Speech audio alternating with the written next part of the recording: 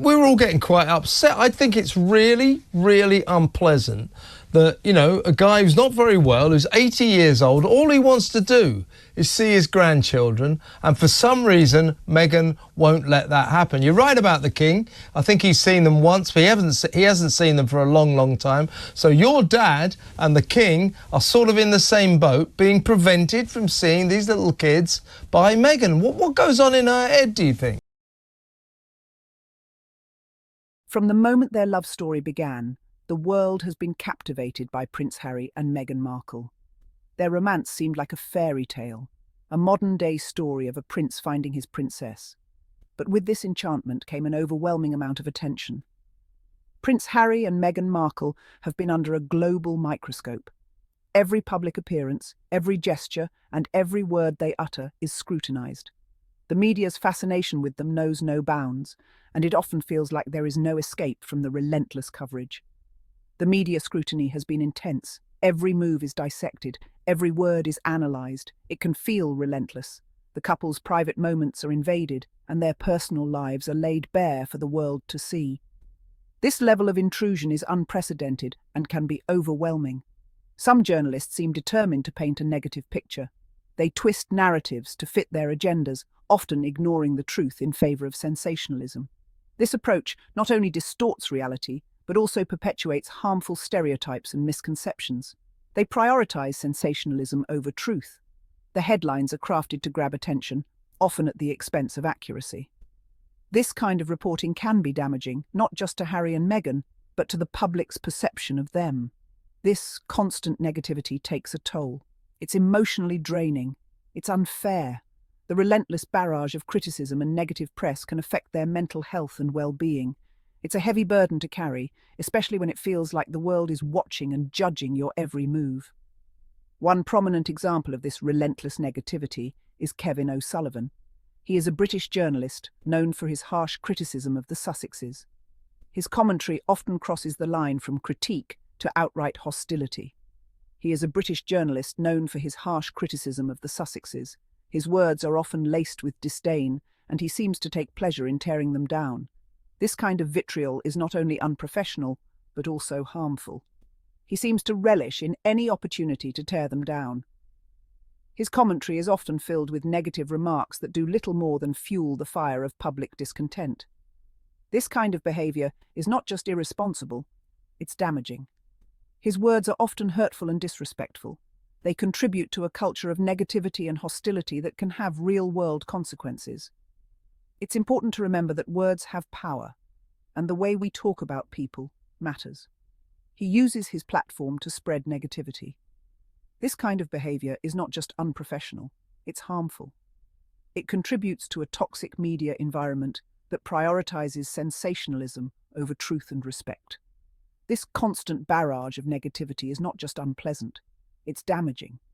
It creates a toxic environment that can have serious consequences for those on the receiving end. It's important to recognise the impact that this kind of coverage can have on individuals and their mental health. It creates a toxic environment. It fuels online hate. The negative media coverage spills over into social media, where it can incite online harassment and bullying. This kind of behaviour is unacceptable and can have serious consequences. It's time to demand better from our media. We need to hold journalists and media outlets accountable for their actions. We deserve a media landscape that prioritises truth, fairness and respect. We deserve journalism that is fair, accurate and respectful. It's time for a change. We need to move away from sensationalism and towards a more ethical approach to journalism. This is not just about Harry and Meghan. It's about creating a better media environment for everyone. Kevin O'Sullivan's tactics are particularly concerning. He often exploits Meghan's strained relationship with her father, Thomas Markle, to generate negative headlines. This is a deeply personal and painful situation. It should be treated with sensitivity and respect. Instead, O'Sullivan uses it as fodder for his attacks on Meghan. He amplifies Thomas Markle's criticisms of his daughter. He gives a platform to Meghan's half-sister, Samantha Markle, who has been openly hostile towards her. This is not journalism. This is exploitation. O'Sullivan's actions are a clear example of how some in the media prioritise sensationalism over ethics. They are willing to exploit personal pain for profit. They are willing to tear down individuals for clicks and views. This is unacceptable. The use of estranged family members to generate negative press is a serious ethical issue. It's a violation of privacy. It's disrespectful. It's hurtful. Families have disagreements. These disagreements are often complex and deeply personal. Airing them out in the public eye only exacerbates the pain. It makes reconciliation more difficult. It can cause lasting damage to relationships. Journalists have a responsibility to report the news fairly and accurately. This includes protecting the privacy of individuals. It means treating sensitive situations with care. Exploiting family drama for headlines is not journalism. It's gossip. It's harmful. It's time for the media to hold itself to a higher standard. Section 4. Behind the smiles. The dangers of judging happiness from afar.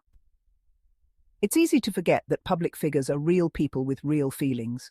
We often see them in glamorous settings, dressed to the nines, and assume their lives are perfect. But behind the glitz and glamour, they face the same emotional struggles as anyone else. We see their smiles in photographs, those carefully curated moments that make it to the front pages of magazines and social media feeds. We witness their composure during interviews, where they often have to put on a brave face and maintain a certain image. We assume we know them based on these glimpses into their public lives. We think we understand their happiness, their struggles, and their reality. But the truth is, we don't know what's going on behind closed doors. The private battles they fight, the moments of vulnerability they experience, are hidden from the public eye. We don't see the private moments of joy, sadness, anger, or frustration.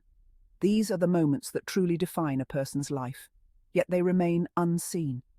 Just because someone smiles for a camera doesn't mean they are not hurting.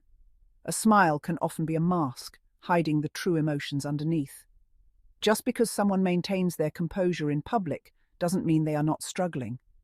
The pressure to appear perfect can be overwhelming, leading to immense stress and anxiety. It's time to stop judging happiness based on superficial observations. Social media and public appearances only show a fraction of the story. Let's extend grace and understanding to everyone, including those in the public eye. Remember, behind every smile, there could be a story of struggle, resilience, and strength.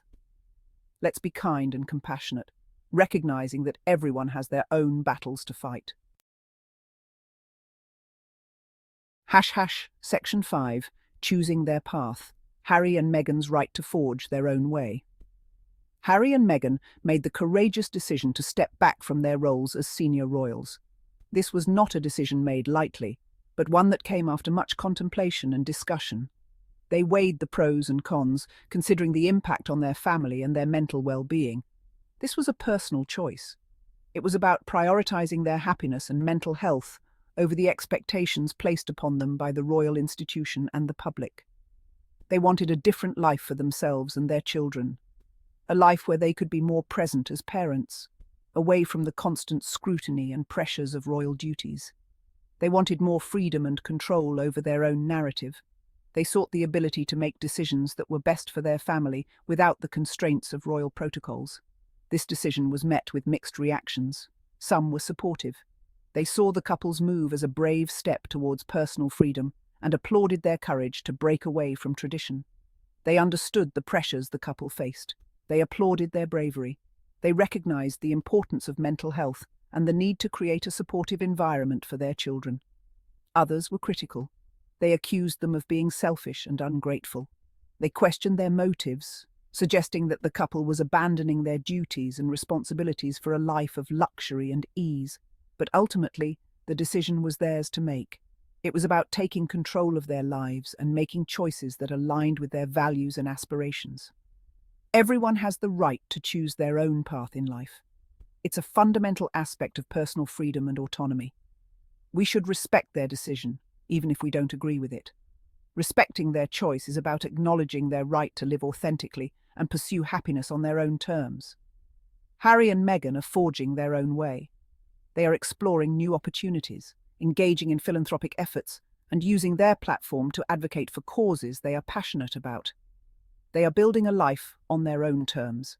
They are redefining what it means to be a modern royal couple, balancing their public roles with their private lives. And that's something to be admired. Their journey is a testament to the power of self-determination and the courage to pursue one's own path, despite the challenges and criticisms that may come along the way. Section 6. A call for respect. Letting the Sussexes live on their own terms. Harry and Meghan deserve to live their lives free from constant criticism and judgment. They are entitled to their privacy. They are allowed to make their own choices. They are human beings deserving of respect. It's time for the media and the public to let go of the negativity. Let them live their lives. Let them raise their children in peace. Let them find happiness on their own terms. Let's focus on the positive impact they are making. Let's celebrate their love story. Let's show them the respect they deserve. Section 7. Celebrating strength. Meghan and Harry's unbreakable bond. Through all the storms, Harry and Meghan's bond has only grown stronger. They have faced relentless scrutiny together. They have weathered personal attacks together. They have navigated family drama together. And through it all, their love for each other has remained a constant. Their relationship is a testament to the power of love and support. They have each other's backs. They lift each other up. They are a united front. This unwavering support is what gives them the strength to keep going. It's a beautiful thing to witness.